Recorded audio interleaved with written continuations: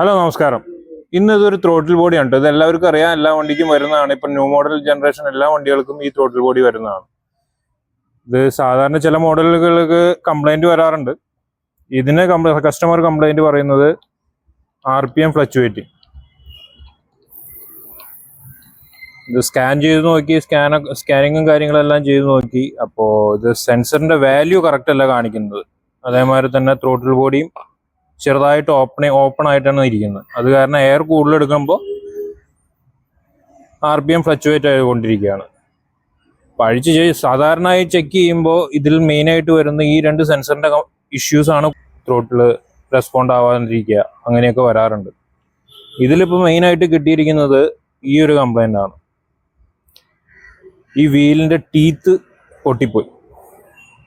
എത്രത്തോളം കാണുന്നുണ്ടെന്ന് എനിക്കറിയില്ല, ഇവിടെ നോക്കി ശ്രദ്ധിച്ചാൽ അറിയാൻ പറ്റും. ഈ ടീത്ത് പൊട്ടിപ്പോയി. അതിൽ TP സെൻസർ വർക്ക് ആകുമ്പോൾ ഈ മോട്ടർ വർക്ക് ആകുമ്പോൾ ഇത് അങ്ങോട്ടും ഇങ്ങോട്ടും ചലിച്ചുകൊണ്ടിരിക്കും. അപ്പൊ ഇതിൽ പ്ലേ വരുന്നത് കാരണം അത് സ്റ്റേബിൾ ആയിട്ട് നിൽക്കുന്നുണ്ടായിരുന്നില്ല. അങ്ങനെയാണ് RPM ഫ്ലക്ച്വേറ്റ് ആവുന്നുണ്ടായിരുന്നത്. ഇത് നമുക്ക് സെപ്പറേറ്റ് കിട്ടില്ല. നമ്മളിപ്പോൾ വേറെ ത്രോട്ടിൽ വെക്കേണ്ട വരും ഇതിന്.